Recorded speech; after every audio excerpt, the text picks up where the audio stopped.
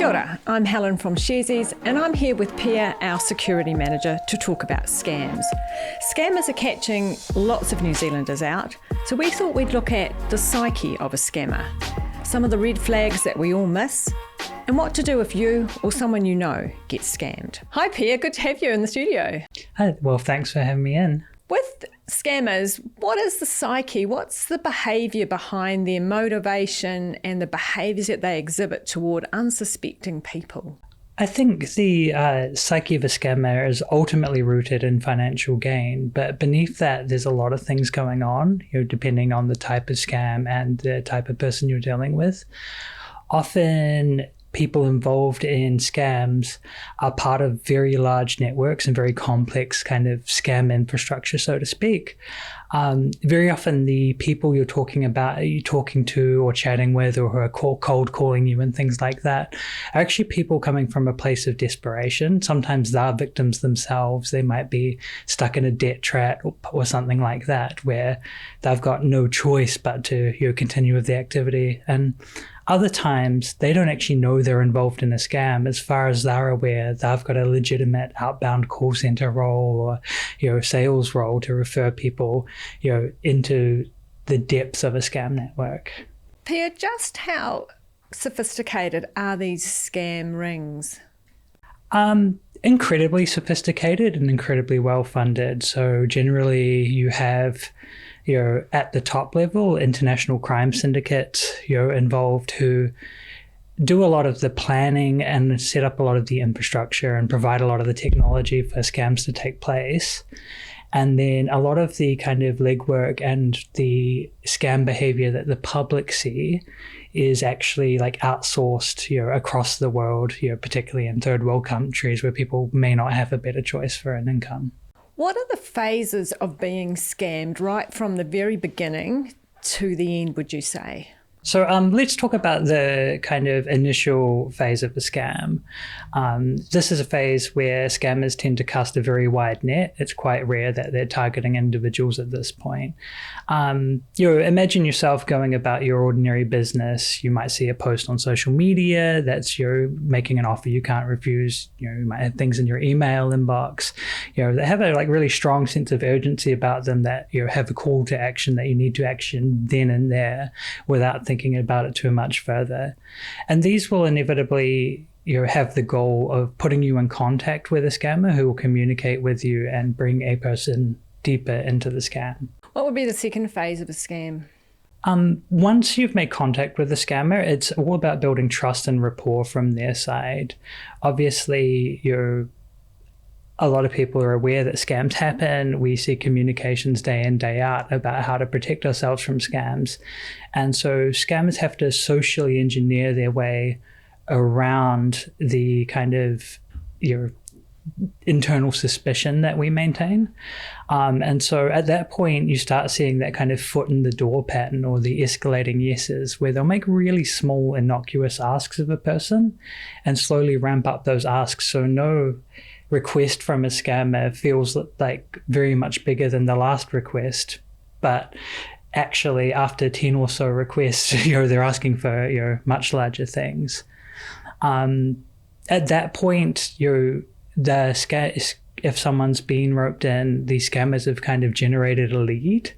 And very often they'll rely on something like triangulation, where they bring in a third person, their manager or their special advisor, who, not only is it an appeal to authority, but it's also putting you in a position where you're really privileged to kind of have that time with them, right?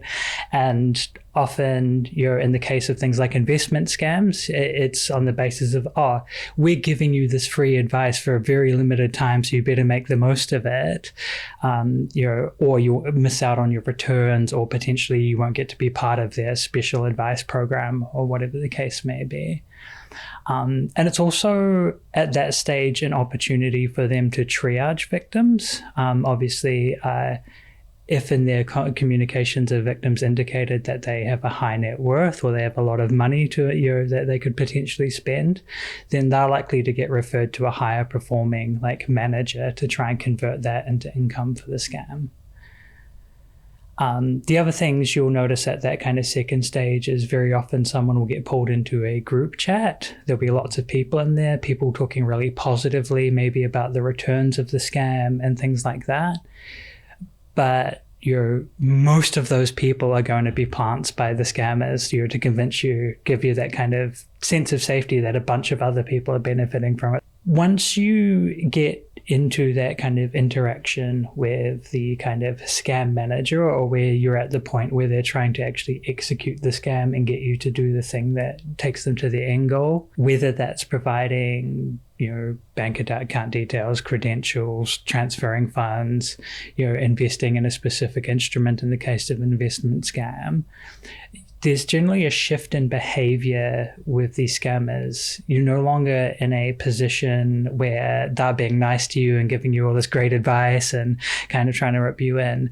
They have this kind of almost sinister feedback loop of when you do the things they ask, they're very, very kind to you and very praising.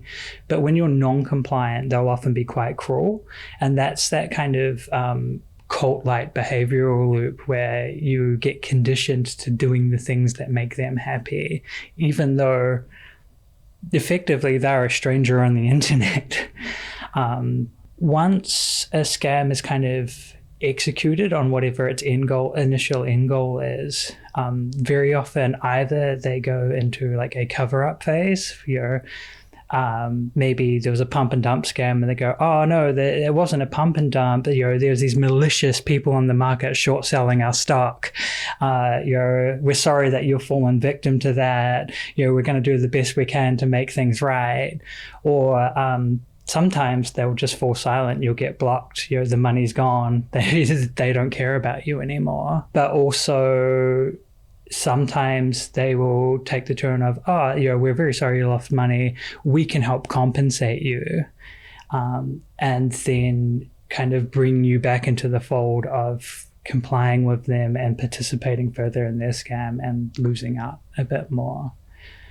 And that kind of stuff we see more and more of now, where not only is it happening from the scammers someone's initially interacting with, but people are searching online, on social media, on Reddit, wherever they go for information, like, what can I do? How can I get my money back? And then they see, join this WhatsApp group, which is a group for victims of this specific scam, to get help. We're going to put together a class action lawsuit or whatever the kind of framing they've put around it might be. And then immediately people get pulled back into a secondary scam of, we can recover your money, but it requires a fee, or we can only refund to your credit card or your Wise account, so we need those details to refund to it, and things like that. And all along this way, they're farming information from you because your information has value. And at the same time, they're overloading you with information to the point where, this system I'm interacting with is so complex that I can't handle it by myself and I must need these people to help me. Sinister. Sinister indeed. Pia, what are some of the red flags that many of us miss when it comes to scamming?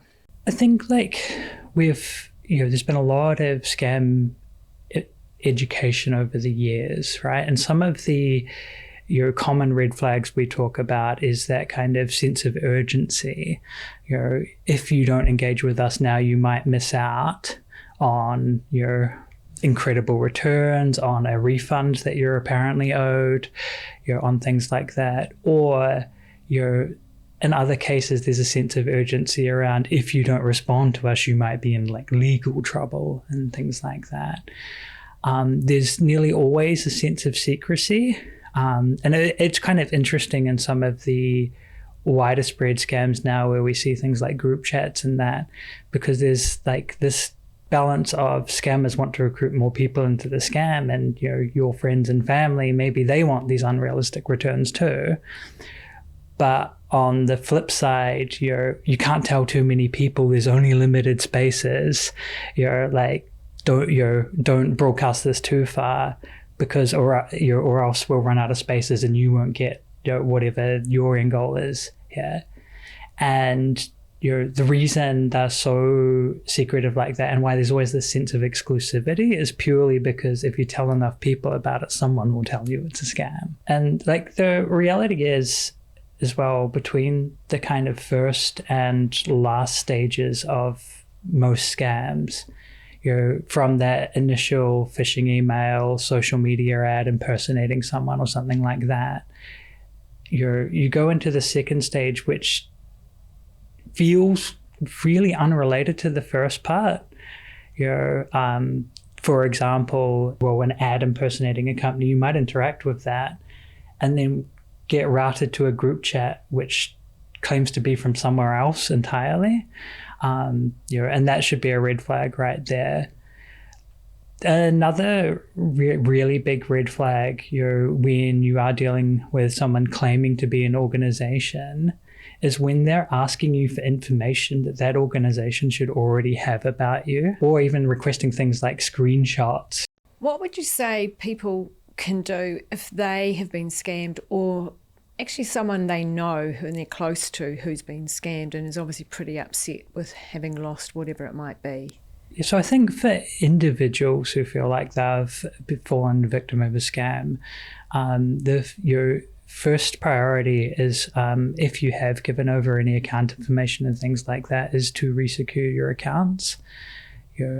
Change your password, enable multi-factor authentication and things like that, and then reach out to the organization you're in question. So, for example, if your Sharesies account was involved, we'd really like to know about it so that we can help keep you safe.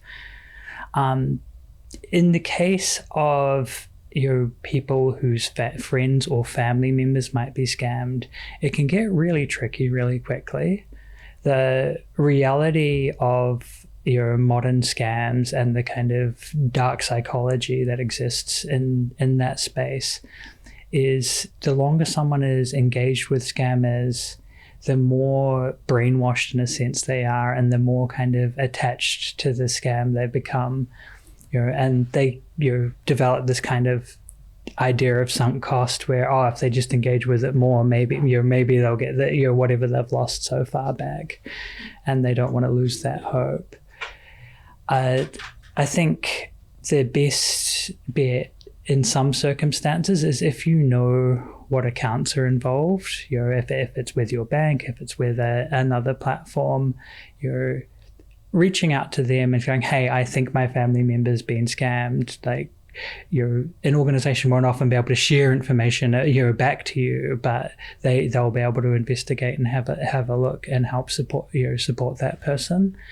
And of course, if you are quite concerned about someone's behavior, like the kind of them concealing what they're doing with money and things, and you think they might be engaged with a scam, the police can also support with that. Thanks, Pia. 3 takeaways about scamming. One would be, if it sounds too good to be true, it probably is, so stop while you're ahead. The second thing is, if you're talking to an organisation that should have your information already, that's a red flag. They won't be asking you for it because, as I say, they should have had it already. And thirdly, if you're contacted by an organisation that's being, you think, impersonated, check with the organisation through the verified channels to see, in fact, if it is a scam or not.